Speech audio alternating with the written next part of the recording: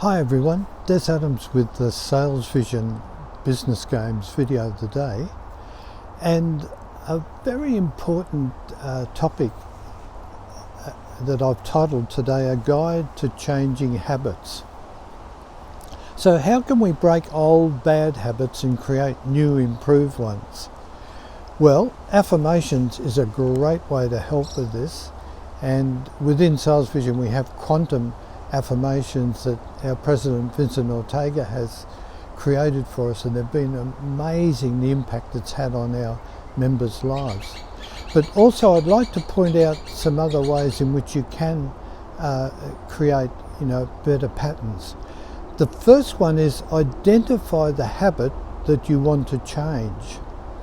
Unless you know the exact behaviours you want to change, you will find it extremely hard changing them.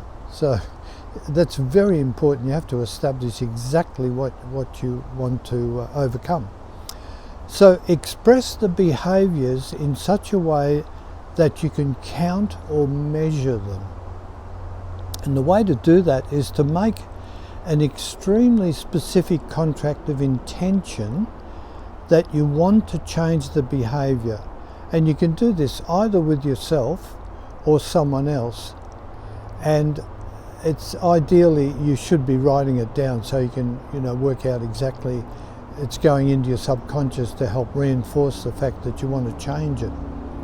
Without this, it becomes easy to fool yourself that you are progressing when in actual fact you aren't. So you don't want to fool yourself into thinking you're getting there. A third point is a great idea, as I mentioned, is to write your intention down and preferably give a copy to someone you trust who can monitor your change in behaviour. You know what it's like when you have to answer to somebody else. It puts a lot of pressure on, and you're more likely to achieve success by doing that. And a fourth point, set your intention in the near future. Don't set it so far off, like I'm going to do something before Christmas. I mean, that's a pretty hopeless way to assess it. You need something in the near future where at least you'll have a chance of succeeding it. And number 5, aim for a series of successes. In other words, pick one behaviour first where you have a strong chance of being successful in changing.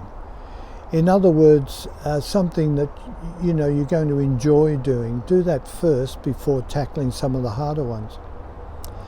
6th point, try to establish a situation where you can make an unwanted act harder to perform and the desired one easier to perform.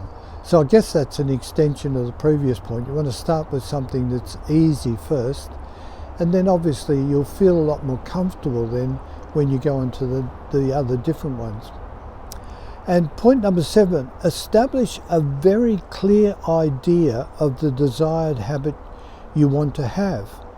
So focus on things that give you pleasure first, then work from there. And also, what's a great idea is set small rewards every time you change an undesirable habit.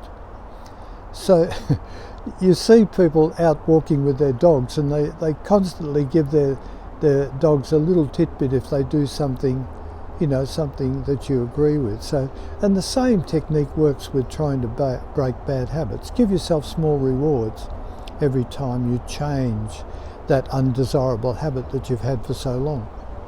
And this, of course, helps reinforce the good ones and makes it easier to keep the good habits working effectively. And finally, take the behaviour you want to change. Oh, this is very important.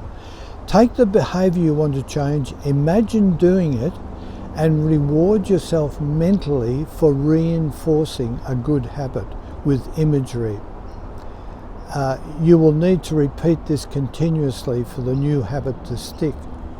And that final point reminds me of a story I read where prisoner of war people in the Vietnam War,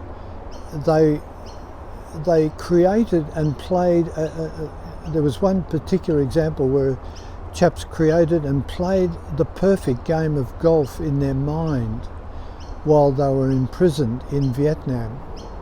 And they repeated this over and over again. Once again, it goes back to the idea of affirmations. Both affirmations are incredibly powerful if you want to change habits.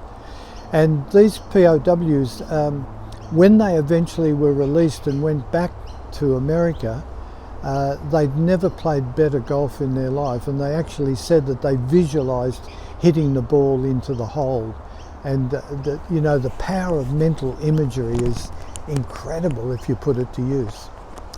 So I hope that's a good, giving you some good tips there on the guide to changing habits, because it's so easy to slip into bad habits, and then you wonder, well, how on earth did I get in this spot? Let's try and change them. So there's 8 ways in which you can actually change habits. And I hope you've enjoyed that, and wherever you are in the world, hope you're having a great time, and look forward to you coming and checking out Sales Vision, as it's got some amazing training and also some incredible income as well. Okay, see you on the next video. Bye for now.